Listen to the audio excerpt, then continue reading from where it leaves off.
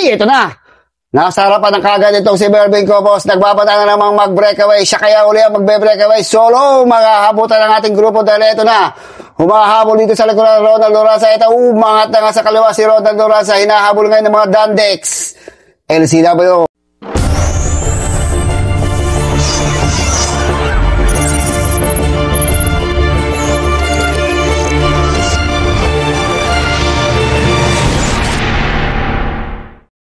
So, yo!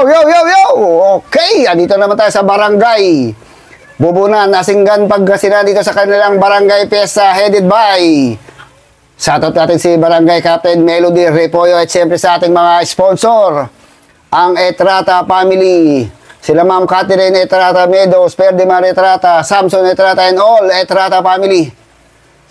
Shoutout din natin yung ating mga marshals, and shoutout din kay Sir Modesto Martos.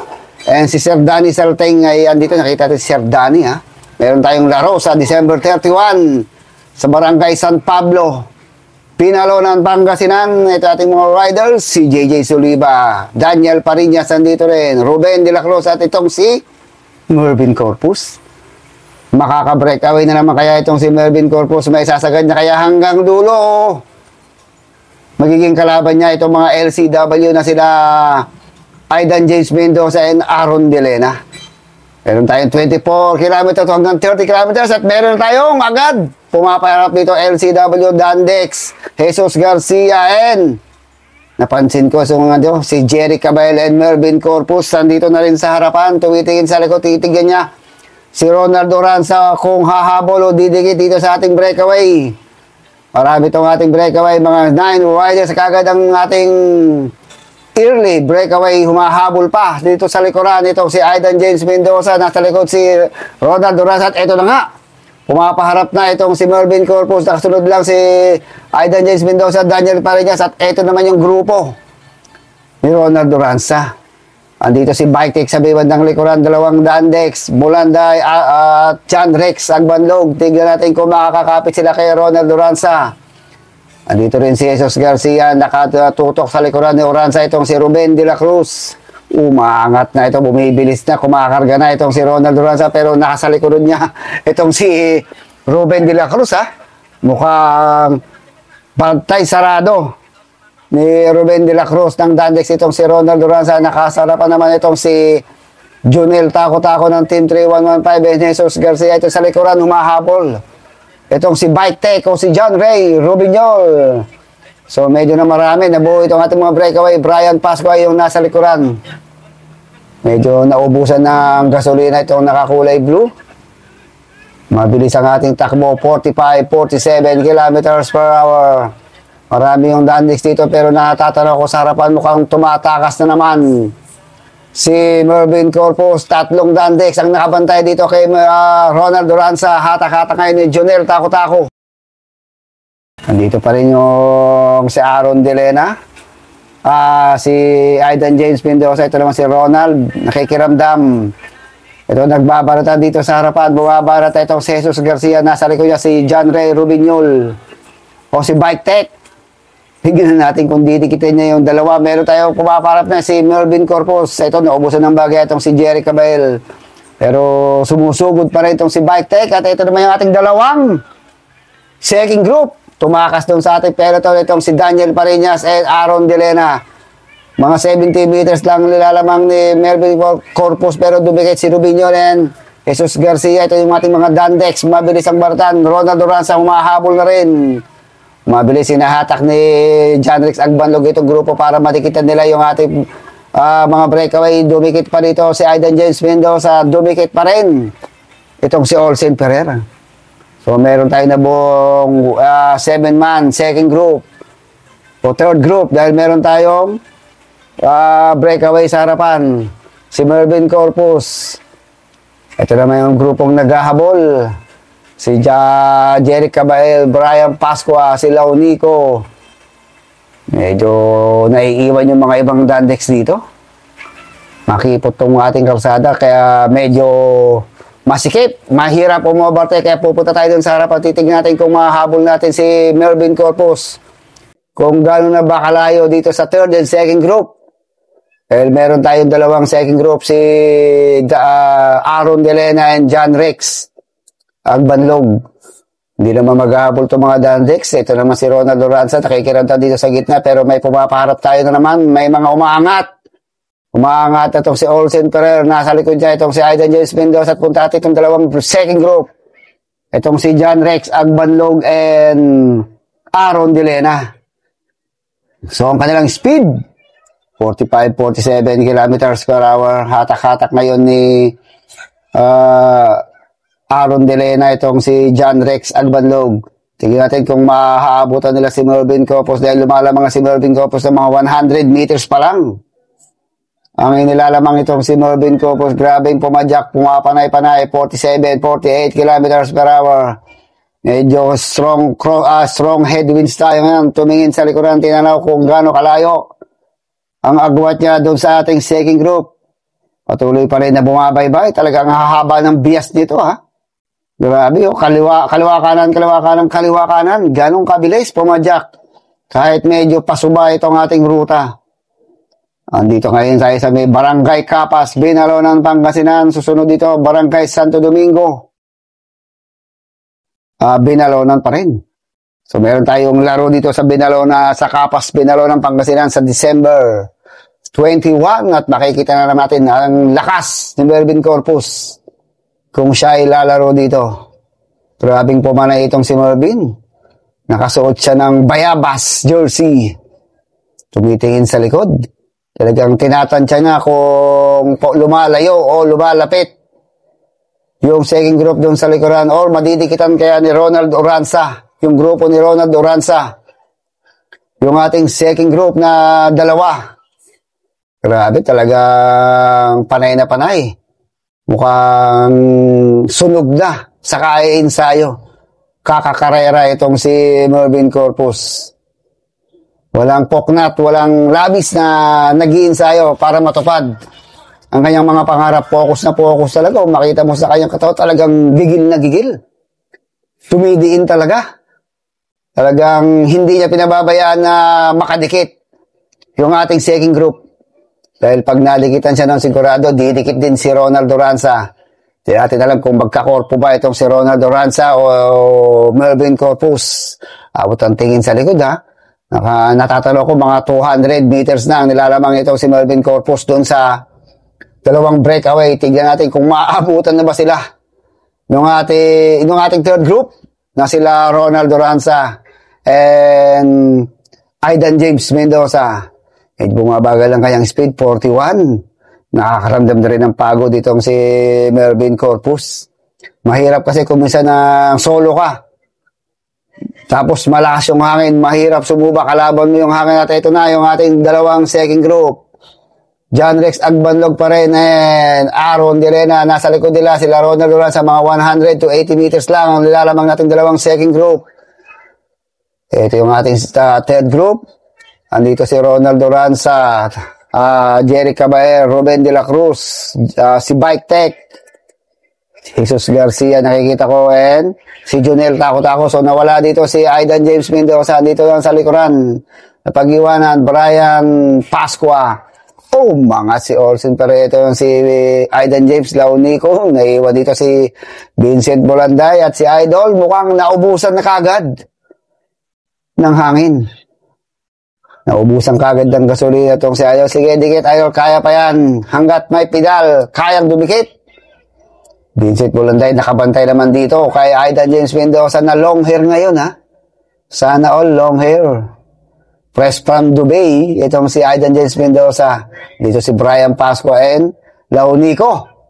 Ito, mukhang naubusan ng gasolina itong si Cabaela. Ito na ating grupo. Umangat na sa kaliwa itong si Ronald Oranza. Sumagad na itong si Ronald Oranza. Umahapon ka si Bike Tech. Kaya pala Bike Tech, taga-check itong si Bike Tech. Olsen Ferrer. Si Harley, ito na, meron tayong kumawalang grupo. Kumawala na rin pala sa harapan sila Ronald Oranza. 4 yung hatak-hatak ni Ronald Oranza doon sa harapan na iwan dito itong si Jesus Garcia, pero humahabol ito. Si Aidan James Mendoza, medyo paliko-liko at makipot itong ating ruta. Titignan natin kung didikitin pa nila itong sila Ronald Oranza. 4 na riders yung hatak-hatak ni Ronald Oranza. Naiwan dito sa fourth group itong si Aidan James Mendoza and Jesus Garcia. Tsaka itong si Jerry Cabell. So, lumalayo na talaga si Ronald Duranza. Hindi ko na matanaw si Ronald Duranza. Mukhang pababayaan na nilang siyang maghabol. Uy, mukhang nagkaroon pa ng flat tire. Si Harley. Yung kanilang speed, medyo mabagal na. 40 kilometers per hour. So, dito tayo ngayon sa Barangay Bubunan. Napakaraming tao dito naghihintay sa ating mga riders. Ayan, ang ating mga cycling fanatics na patuloy na naghihintay. Nanunood dito sa pakarera ng Barangay Bubunan. Asinggan, Pangasinan, at naubusan na nga itong si Jerry Cabell. Uy, si Idol Marusog, pero gusto niyang dikitin yung grupo ni Ronald Duranza. 5 itong grupo ni Ronald Duranza, Olsen Ferrer, Daniel Parinas, Bike Tech, and si Ruben de la Cruz. Tignan natin kung makakakapit kaya itong tatlo na to. 4 o 5 itong amateur riders na nakadikit dito kay Ronald Duranza. Titikatin kung tatakas ba itong si Ronald Duranza o makikipagsabayan, makikipag-ubusan sa maintenance dito sa mga amateur riders. Ito, pumaparap na itong si Ronald. Uy, medyo bumabilis na itong si Ronald Duranza, pero hindi pumapayag itong mga amateur na hindi makadikit, hindi makakapit kay Ronald Duranza. Mukhang itong isa mukhang nauubusan na ng kapit. Ito, shoutout kay Sir Salting, Danny Salting. Uy, kapit pa rin itong 4 kay Ronald Duranza. Mukhang madidikitan pa nila yung dalawang second group dahil natatanaw ko na, naamoy ko na yung dalawang second group. 100 meters na lang ang nilalamang ng ating dalawang second group na sila Agbanlog and Aaron Delena. Panay-panay ang pedal ha, 50. Medyo palusong to ngayon eh. 50 kilometers per hour ang takbuhan. Ito si Olsen Ferrer, nakatutok naman ito kay Ronald Duranza. Hindi rin makawala si Ronald Duranza. Ito naman yung ating dalawang second group. Agbanlog itong humahatak kay Aaron Delena. Ligong-ligo na talagang init na rin. Nag-overheat na kaya yung katawan. Itong si Aaron Delena. Ang kanilang speed, 40-41 kilometers per hour. Natatanaw ko lang sa harapan.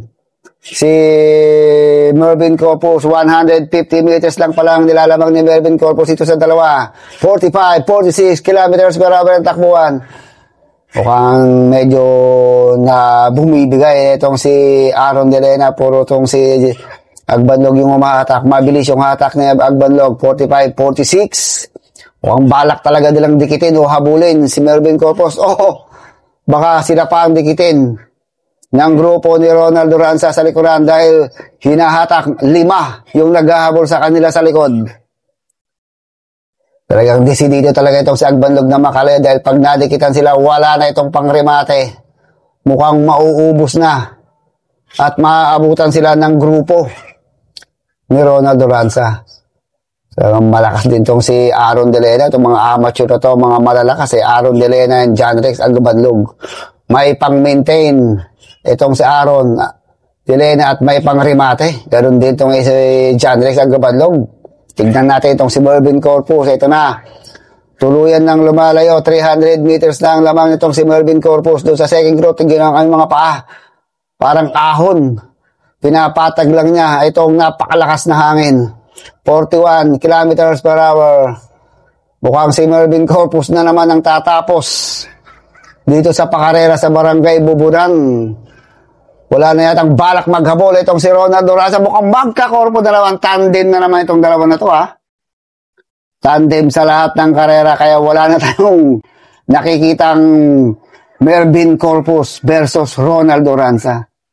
Ayan talaga yung mga magkakaibigan, parehas na malalakas from Pangasinan. Andun din sa likod si Aidan James Mendoza, mukhang hindi na rin maghahabol. Ito na. Focus na focus talaga. Mukhang i-congratulate na natin itong si Mervin Corpus. Solo breakaway siya sa Gimba. Solo breakaway na naman dito sa Asinggan, Pangasinan. Talagang gigil na gigil. Oh. Parang gusto niya talagang liparin. Gigil na gigil pumidal. Diin na din, kumbaga sagad na sagad. Talagang wala na, walang alinlangan. Mervin Corpus na ang ating tatanghalin na namang kampiyon dito sa Asinggan, Pangasinan na dahil mukhang hindi na naghahabol yung grupo nila Ronald Duranza. Ito pa lang yung grupo nila Ronald. Mga si Ronald Duranza mukhang tatakas. Itong si Ronald Duranza dito sa grupo niya, hinahabol siya ni Bike Tech. Ruben de la Cruz. Itong si Aaron De Lena. Umangat si Aaron De Lena. Pero ito si Ronald Duranza, umaharap pa rin. Nag-aabol itong si Aaron. Umangat na rin sa kaliwa. Itong si Agbanlog. Sinundan ni Pariñas. Olsen Ferrer. Naku po, Diyos ko po, kaya mukhang naubusan ng gasolina. Tumirik na itong si Agbanlog. Pero meron pa rin tayong isang Dandix dito na nakikipaglaban, ha? Olsen Ferrer. Umangat na rin si Daniel Pariñas. Habol ngayon si Ruben. Mahabol pa rin itong si Bike Tech. Di sila maiwanan ni Ronald, ha? Gusto rin talagang tumakas ni Ronald, pero talagang hindi makatakas itong si Ronald Duranza. Ayan, oh. Kumakaliwa yan. Umangat na naman si Ronald Duranza sa kaliwa. Tignan natin kung makakatakas. Uy, mukhang wala lang naghabol. Umangat sa kanan. Si Ruben de la Cruz and Aaron De Lena na iwan dito. Itong si Olsen Ferrer and Bike Tech. And Daniel Pariñas, pero madidikitan pa rin nila si Ronald Duranza. Ayaw pumayag. Ayaw pagbigyan na makatakas itong si Ronald Duranza sa kamay ng mga amateur riders. Dahil meron lang tayo mga 3 kilometers to the finish. Mangat na naman itong si Aaron De Lena. Habol na naman itong si Olsen Ferrer. Ruben, Bike Tech, and Daniel Pariñas. Makakatakas kaya itong si Ronald Duranza. Mahabulan pa ng mga amateur guardian. Ito na nga, umangat na nga sa gitna, Ronald Duranza. Sumunod kagad itong si Daniel Pariñas. Walang nagre-response dito sa apat, ha? Walang umahabol. Tuluyan ng lumalayo. Mga 70 meters kagad ang nilalayo nila Ronald Duranza and Daniel Pariñas. Mukhang nag-chill ride lang itong apat, ha? Walang nag-check. Ito na yung ating dalawang break, second group. Daniel Pariñas and Ronald Duranza. Sila kaya magkakarimatan dahil si Mervin Corpus siguradong panalo na. Hindi na natin matalo dahil pakiwal-kiwal itong ating ruta. So mukhang si Mervin Corpus lang mananalo, pero ito umaangat pa rin. Ronald Duranza makakakapit kaya hanggang finish line. Itong si Daniel Pariñas. Tignan natin kung kayang dumikit o kumapit itong si Daniel Pariñas hanggang finish line. Hatak-hatak ngayon ni Ronald Duranza, 55 kilometers per hour. Ronald Duranza pa rin ang umahatak dito kay Daniel Pariñas. Ito na natin, malapit tayo sa finish line. Tumitingin sa likod, walang humahabol ka, tinotodo na nitong si Ronald Duranza. Umangat rin itong si Daniel Pariñas, ha? Nagpapalit tong si Ronald Duranza, nasa likod. Daniel Pariñas, mukhang magkakarimatay itong dalawa ito. Malapit na tayo sa finish line. Sino kaya sa kanilang dalawa ang magiging second place dahil panalo na si Mervin Corpus? Ito nasa likod dito si Daniel Pariñas. Ronald Duranza naman ang umahatak, 55 kilometers per hour. Mukhang magkakarimatay itong dalawa. Tignan ito na mga idolo, nasa harapan. Ronald Duranza pa rin andito sa likod. Talagang gigil na gigil din si Ronald Duranza. Tignan ito na nga, Ronald Duranza ang ating second place. Third place itong si Daniel Pariñas.